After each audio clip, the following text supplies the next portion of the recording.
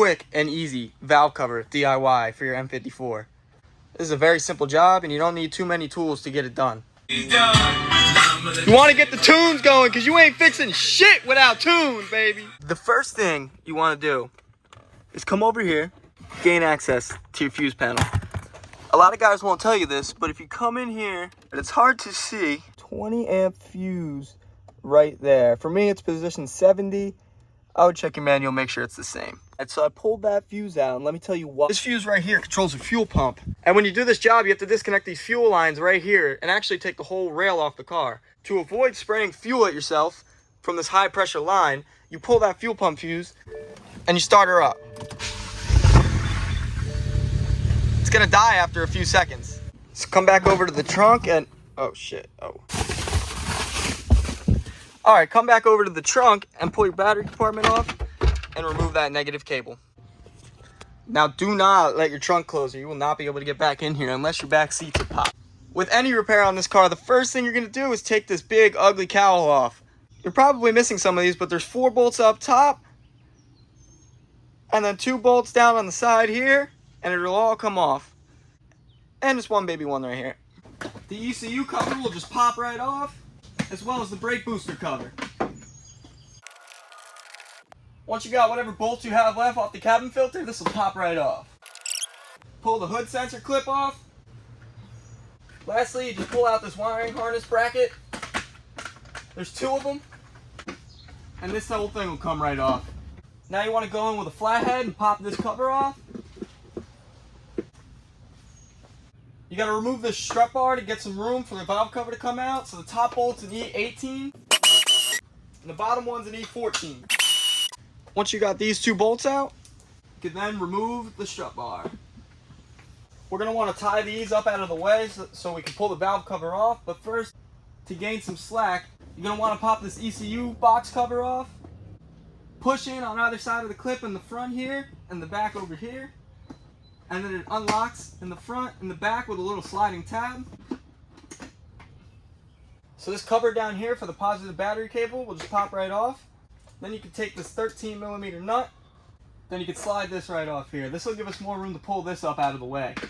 These seals will slide right up out of the ECU box, give you a little bit more slack, and you can pull these up and back and tie them back. Now you're going to want to take out all your ignition coils by pulling up on the clip and pushing, and it'll push the connector out. Do this for all 6. And then you're able to just pull these out. I pull them by the tab right here. Sometimes you could put a little screwdriver or extension through, and it'll help you pull if they're a little stuck. Remove all 6. Make sure you pull straight up on them. You don't want to break anything. There's 3 ground points for your fuel injectors that can be taken off with an 8mm socket. These will sit between the fuel injectors. One between 1 and 2, 3 and 4, 5 and 6. Once you've got these 3 nuts off the ground studs, pull it off. Next, each fuel injector will have a little wiring harness connected to it, and we're going to have to unplug these. There's a little tab behind it. Sometimes you got to get back there with a pick and pull it out, and then they'll come right up and out. Now that we got all the coils unplugged and out, all the fuel injector grounds out, and all the fuel injector plugs out, we can come at this wiring harness bracket. It's 2 10mm. One's right here, and the other one's right back over here. Once those bolts are out and everything's unplugged, you can pull this whole wiring harness right out of the way. It's not going to want to move too far, but then you're able to pull up and unplug the front O2 sensor and the back one, as I've done here. Now we're going to take off the fuel rail and runners. This is why I pulled the fuel pump fuse to run it out of gas, so when you loosen these, that it does not spray fuel at you. Just in case, I'm going to throw a towel underneath just to make sure, catch any fuel that may come out. Now you can take a 7mm wrench and loosen this nut. If you hear any hissing, you're going to want to stop. Let it release the pressure. Now most people will take these off and separate them from the fuel rail completely, but I just loosen them off the fuel injector and I lift the whole rail up and off just to make it easier to put these back in when you're done. You could come at each of these on the fuel injectors with a 14mm wrench.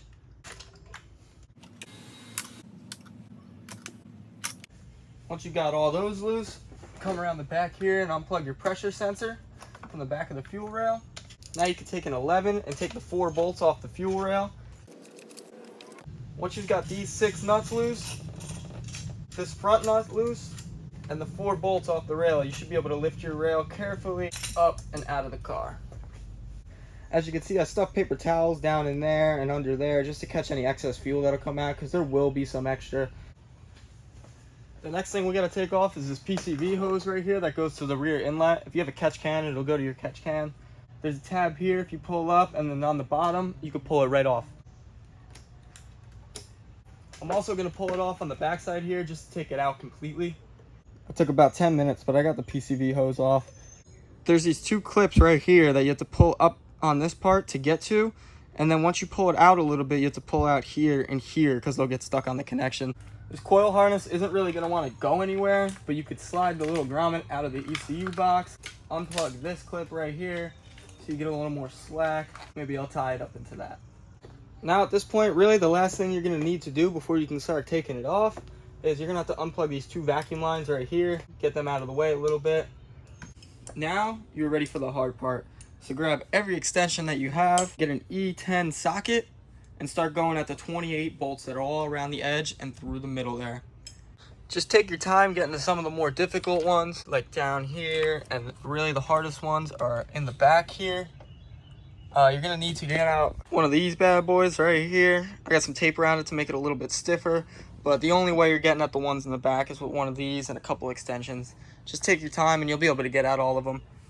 Where you took the little 8mm nuts off the studs right here, you're going to need a deep 10mm socket to take these studs off.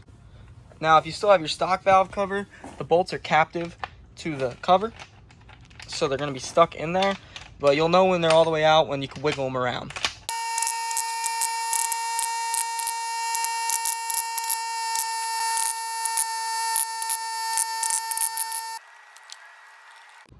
So once you got all 28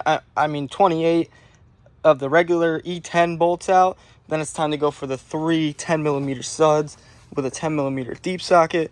You're just gonna have to make sure that the inside of it is like pretty open, because I have had a deep socket that didn't work on these. It would get stuck up on this part of it.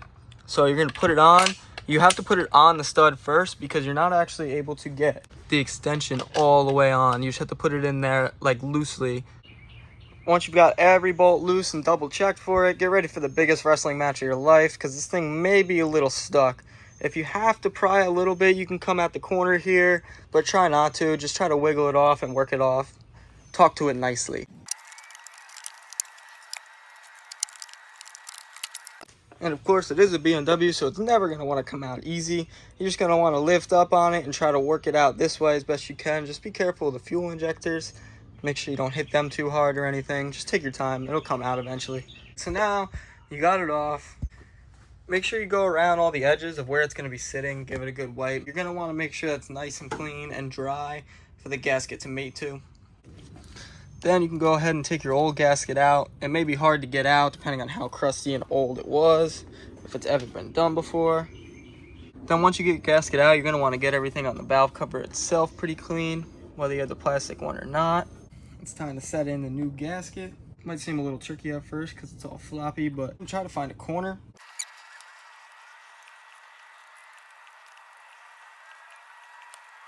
Pizza is a mando for this installation. Once you got your cylinder head and your valve cover cleaned up and your new gasket in, ready to go, it's time to set it back down. Just be gentle and make sure the gasket doesn't roll over itself.